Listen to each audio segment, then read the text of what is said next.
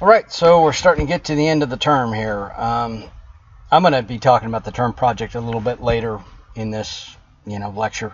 What I'm trying to do is we've got this week. Then next week is going to be Thanksgiving. Thanksgiving is going to be, whatever time for you to enjoy Thanksgiving. The week after is going to be final exam prep. And then, so I'm going to do the lecture just solely dedicated to that because I'm not patting myself on the back, but it's a pretty good exam, pretty thorough. And so in reviewing that, we kind of summarize the entire course. And so it's going to go a little deeper, or not deeper, but review a lot of topics that we've talked about just to make sure that you have, kind of what I hope you get out of this course in terms of, financial literacy, stuff like that. Part of that is this term project, which I know, a lot of people may or may not like, or just don't know where to start. But a couple things to be said on that. Number one, the description's out there. People always get confused kind of on the starting point. The starting point is the point in your life when the term project's relevant. If you're a full-time student and you're, just scraping by right now and obviously not in the position to save anything, and you're trying really just not to go further in debt with student loans and stuff, which is smart. It doesn't make a bunch of sense to come up with a budget that's going to be, even relevant later in life. And the project is not, really about budgeting, but it's about allocating, investments and stuff, and how you're going to build some wealth. And like I've said, it's primarily for retirement, but if you're smart, you're going to draw upon that retirement nest egg throughout your life. There's no harm in that. I mean, I say it all the time about loans against your 401k, or if you are in some sort of hardship, taking advantage of the IRS procedures out there. You guys are going to be in some stranger times than I've seen economically. This whole COVID thing is just whatever. But anyway, so good people get into bad situations, and the fact that, regardless of what you think about politics, nothing is getting resolved regarding medical issues, and medical issues are the big driver of bankruptcies. So, hate to say it, divorce, obviously if you can avoid that, that's not personal finance, but man, it's the one thing that really takes people out. And then I'm going to talk a little about business structures and stuff. Hopefully, the only way to really get ahead, and the only way not to give away half your income and taxes, is to perhaps form some sort of business. I'm going to talk a little about real estate tonight, because that's probably the largest transaction, and actually it can be a positive one, as opposed to, you may be spending more money on vehicles and things like that, but those are assets that are not appreciating. Anyway, you can recover maybe from a car purchase or two, but real estate is going to be something that's going to be a big deal for you.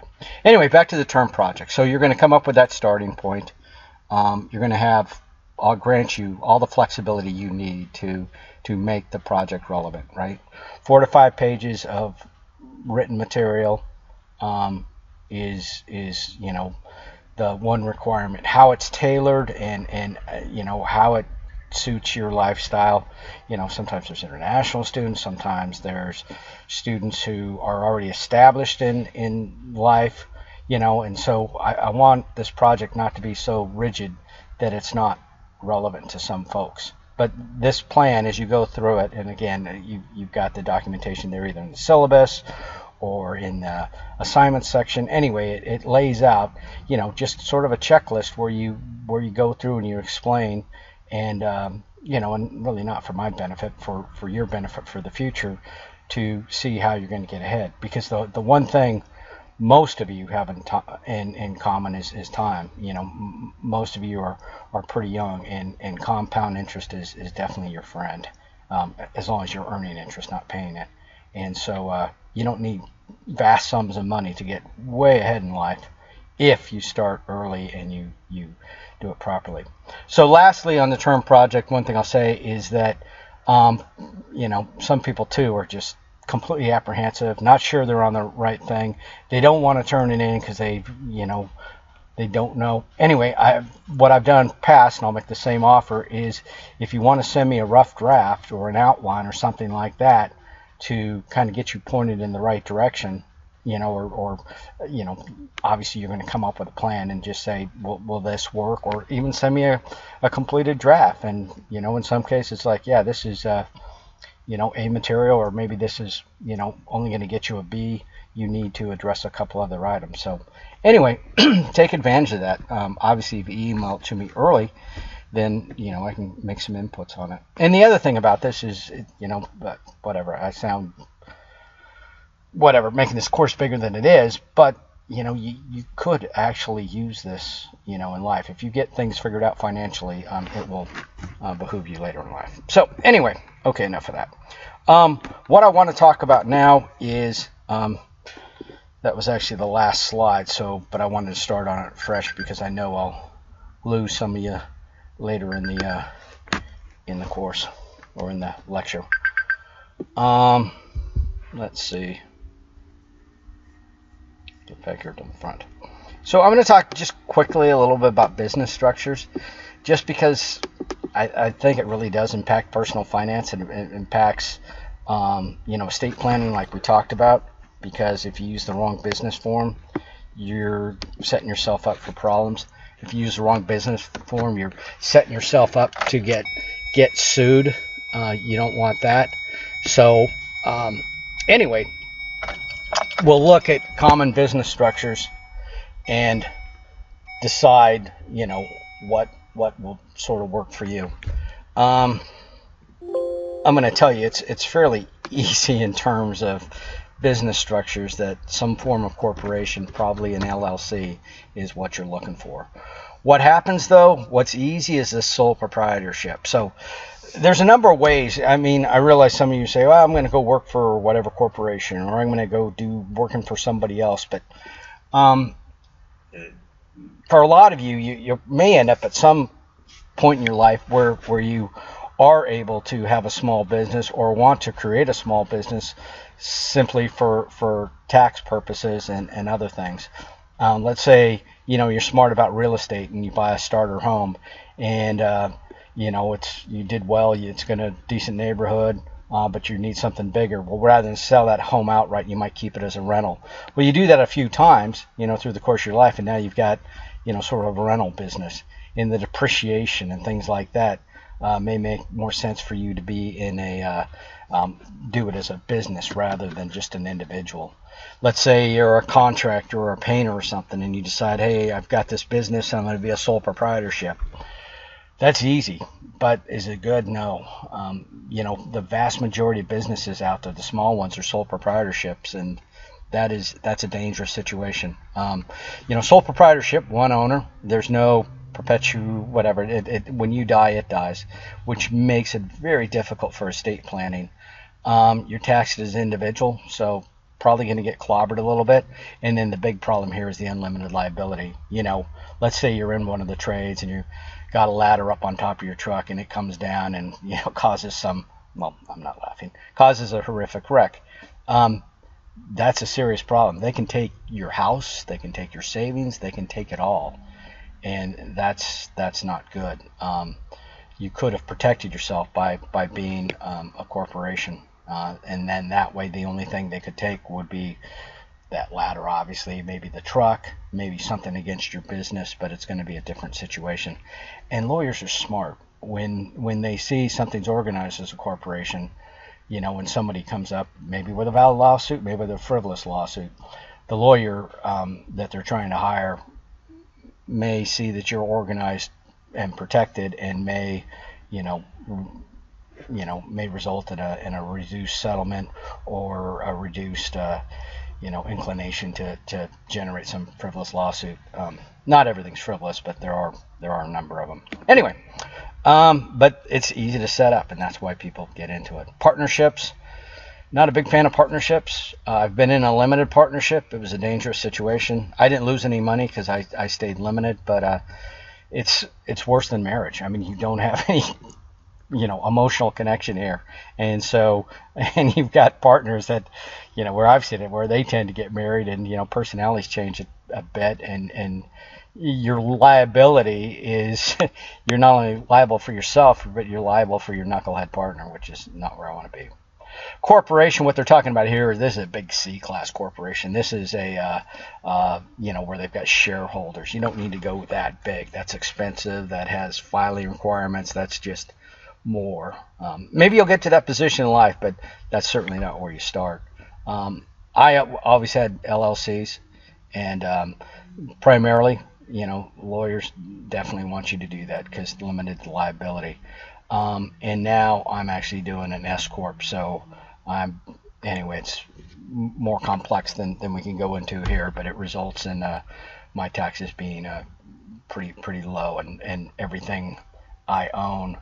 Well, the only things I own personally are the food in the refrigerator and clothes in my back. So if you get to a situation like that, you can depreciate quite a few things, and it ends up in a favorable situation. But anyway, an LLC, dead easy to start. Do it all online. Modest fees, $250 or so every couple of years. And it just is the smarter way to go. So again, I'm not going to dwell on this stuff that much. Not everybody's going to open up a business, but for those of you who do, it pays to know a little bit something about them. So this just sort of reiterates what we've talked about. One employee, small typically, but 3/4 of all U.S. companies. Not because they're the best, because they're the easiest and people are lazy. Whatever. If you were to look at this chart in terms of assets, this green, this big 3/4 or whatever, or 90% would be the C-class corporations in terms of assets. But in terms of absolute numbers of business, sole proprietorships are definitely out there. Advantages, easy. Secrecy, if that's big to you. Owner keeps all the profits, but's responsible for all those taxes.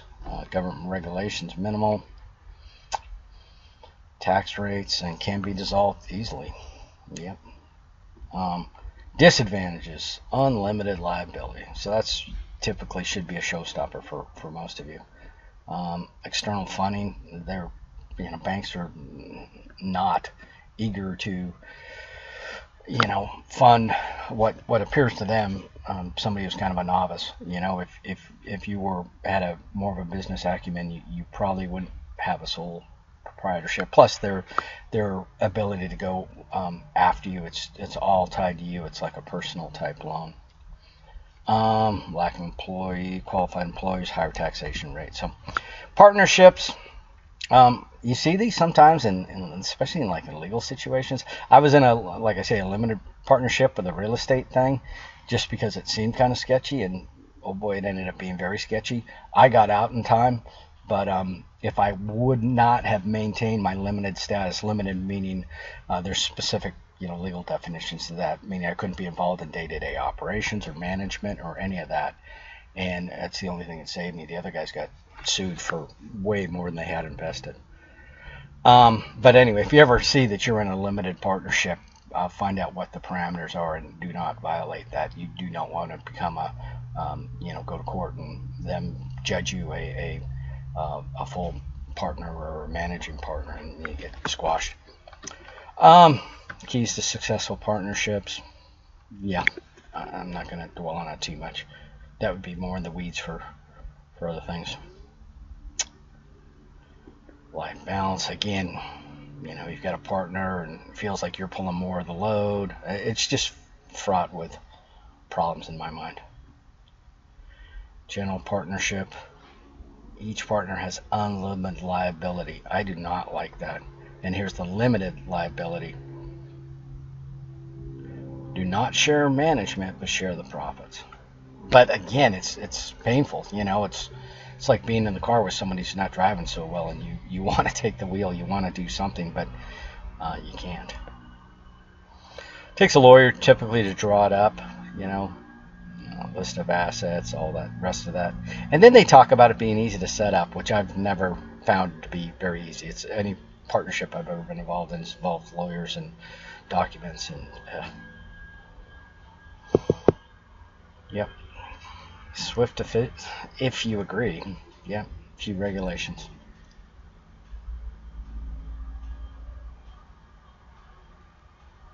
Yep, difficult to sell a partnership interest. Definitely. It's just, I don't know. I would avoid partnerships for most things.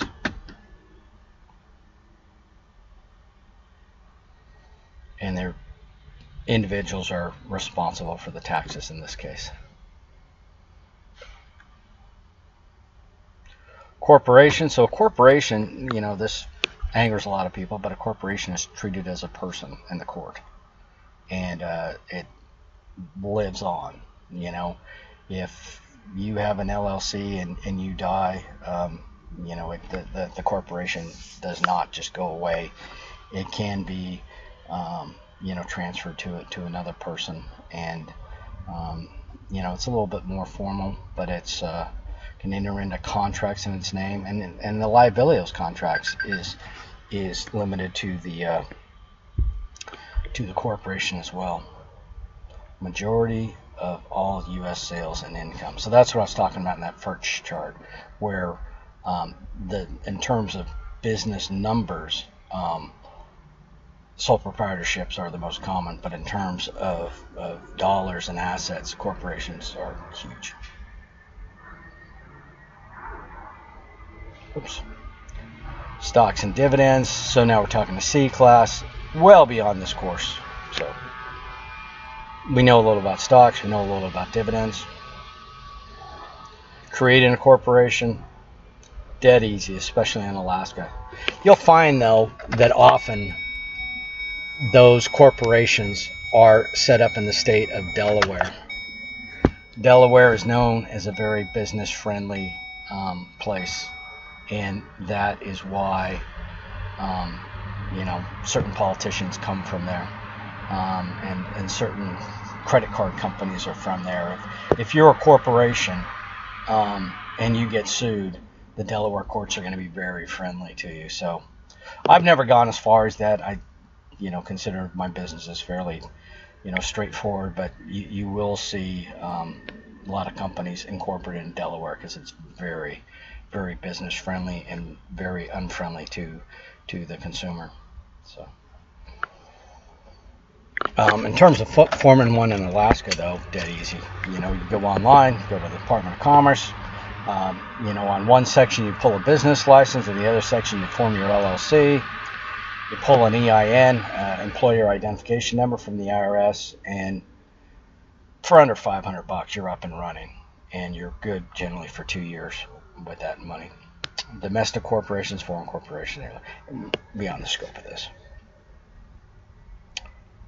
Private corporations, so that's all I've ever done. I don't have shareholders. I don't have things that are where the stock is sold to the public and you have to do SEC filing, Security Exchange Commission.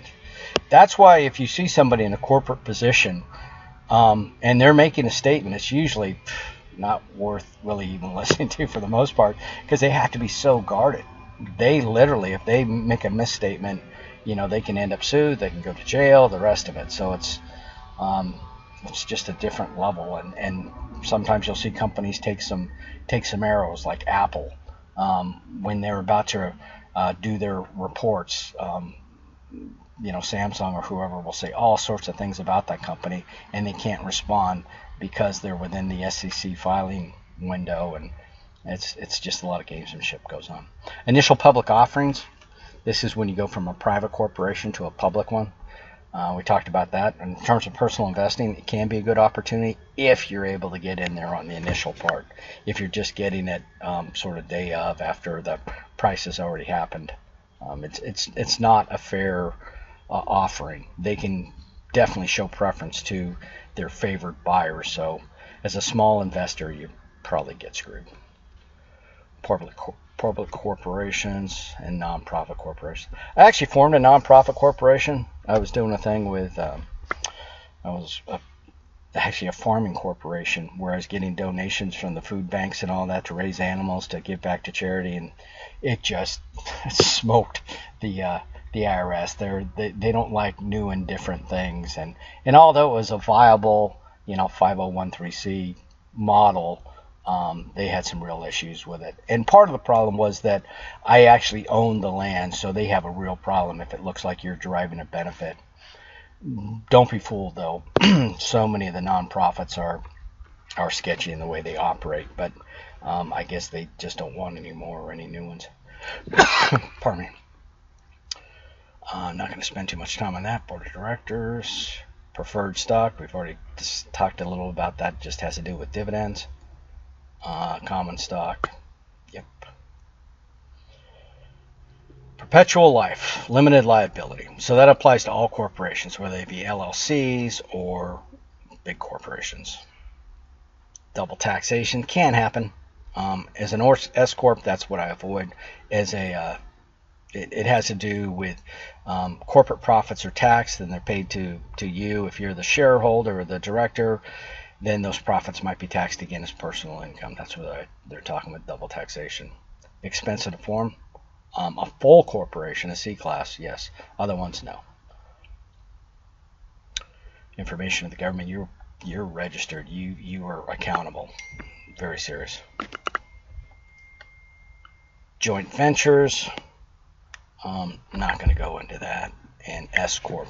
So very popular with entrepreneurs, representing nearly half of all corporate filings.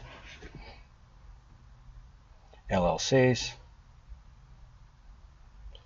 Considered a blend. So again, do your due diligence, but you're probably going to end up in some form of corporation. Probably not going to end up in a cooperative. A cooperative is, those are a lot of times agricultural cooperatives or other things. It may be of interest, but probably not something any of you are going to come across. All right, so that was just kind of an overview, just to kind of let you know, what is available out there.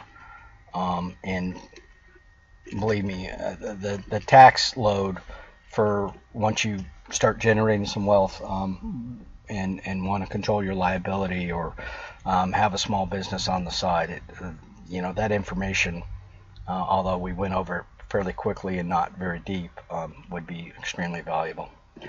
Real estate purchase process. So I have, bought a number of houses all over the world, and also it's lapsed, but I'm registered, a licensed real estate salesperson in the state of Alaska. I've had a few transactions, but I didn't personally. If anybody's thinking about going into that business, or maybe you're in that business, but if you're in that business, you kind of know how it is. If you're considering it as a career, it's just something you got to jump in. There's about 3 to 5% of the salespeople do about 99% of the business. The other folks are just kind of also-rans because they never quite reach critical mass. Where they make their money is in referrals and things like that. And I realized I wasn't, at this point in my life, wanting to dedicate myself fully to real estate. And so I skipped out on it. I learned a lot, and no regrets, but not for me. But anyway, so what I'm saying is I know a little bit about this process. Search for the home. What you need to do, if you're at all serious, you need to get pre-approved, right? Easy to do, any lender in the world, although preferably in the state of Alaska. This really, with banks, I'll go out of state.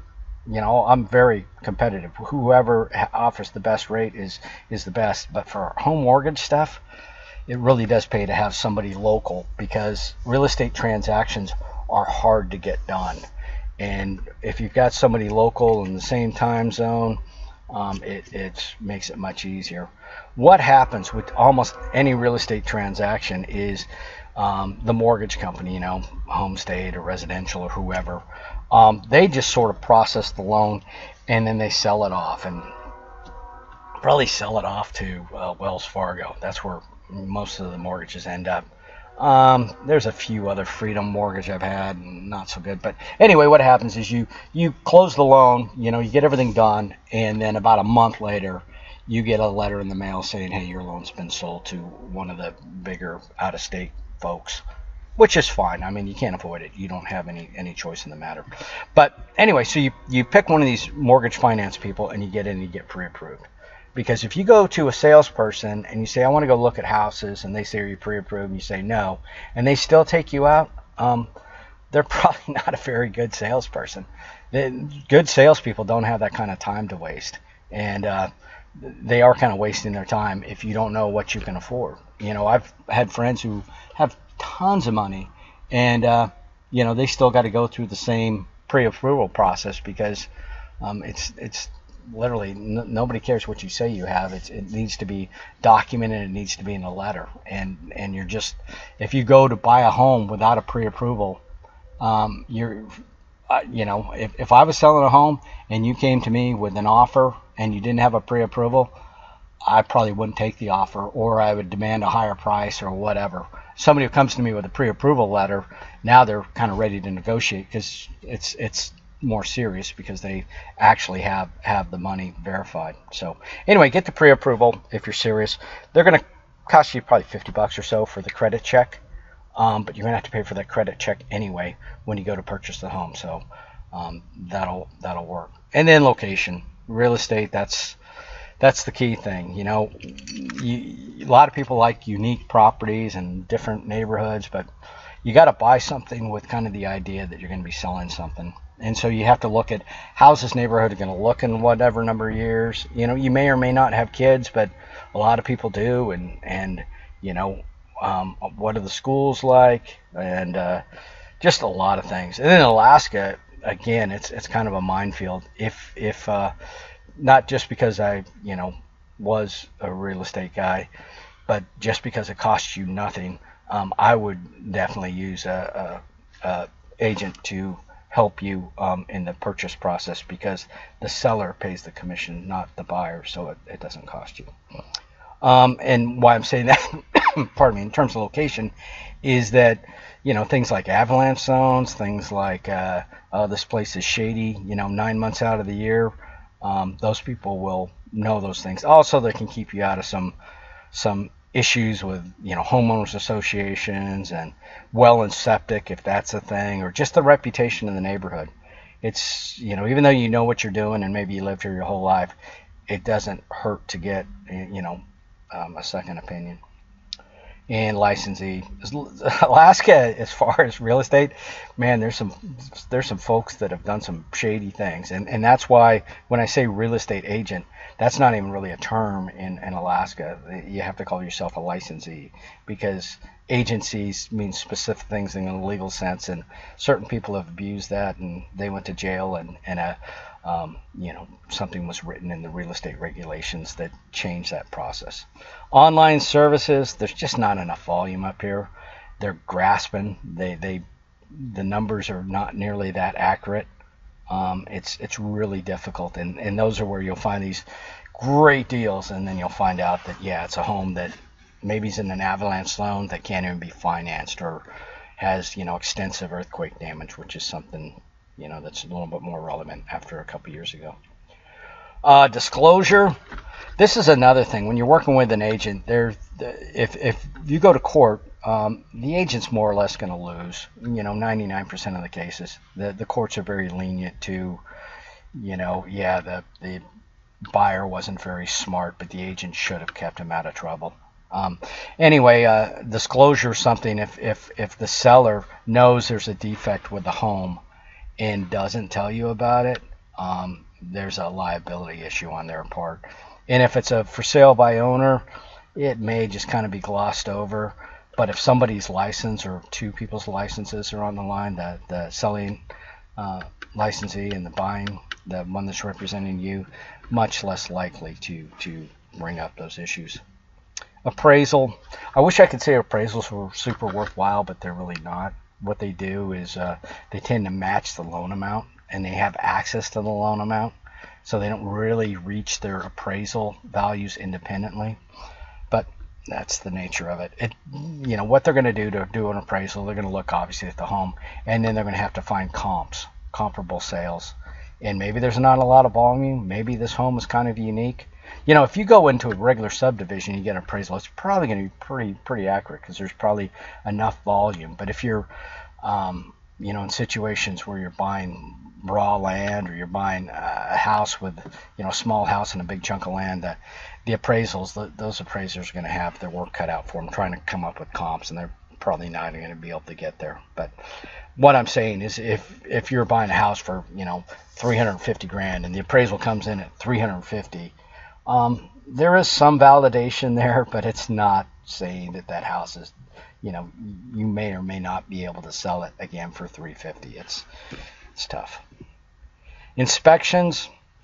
I definitely, my inspector of a couple years ago, I believe he passed away. He was a young guy, but the guy was an engineer, which I think now in the not post-earthquake, I mean, Alaska's had lots of earthquakes, but this last earthquake a couple years ago did rattle a lot of homes, and I would definitely want some of these home inspectors go out there and check the outlets and check this and check that and call it good. I want somebody to, check the structural bits of it as well. The other thing about inspections is, you're having a bit of buyer's remorse. The deal's almost done, and these guys come in and just scare the bejesus out of you, telling you this is screwed up, that's screwed up. Two things, you got to look at what's reasonable, what's really serious. And the other is, they've just handed you quite a bit of leverage. One negotiation, I got them down at least $10,000, because there was some fogging in the dual pane glass. There were some railings where the gaps were not quite right. And did I or did I not fix all those items? Yeah, maybe a little. But anyway, it took at least 10 grand off the price just before the sale, because there was a third party saying these things were defects. Yep. So anyway. Yeah, don't panic. Inspections are typically very negative. And again, you don't want a salesperson, because again, some of the ethical ones will get one of these softball inspectors, because there are some who will say, oh, everything's fine, and not really do much of an inspection. You want somebody who's going to, do a tough inspection, but also realistic. I mean, because some of the stuff is just creepy. They'll say, oh, the power outlet's, 12 inches from the wall, and it needs to be, a minimum of 13. And does anybody care? Not typically. But if it's got structural damage, if there's a defect, a leak in the roof, yeah, you definitely want to know about that. Loan approval. This should have gone much easier since you got pre-approval, Anyway, it's definitely got tougher after 2007, 2008. The ninja folks, the no income, no job, no assets, and getting loans. Those days are kind of gone, but that's a good thing. Anyway, these things go in cycles, the difficulty of obtaining a loan. But interest rates are quite low right now. This is not a bad time. Final walkthrough. Definitely do that. In one case, I had a home that had some fairly serious damage to some hardwood flooring, but that was kind of the character of the home. Well, they said, okay, we're going to fix it. And I go in there, and they're putting in some sort of linoleum crap. It's, no. And anyway, you want to make sure before you sign the documents, take the keys, while you still have some leverage, that you can make sure that the home was as promised. The closing.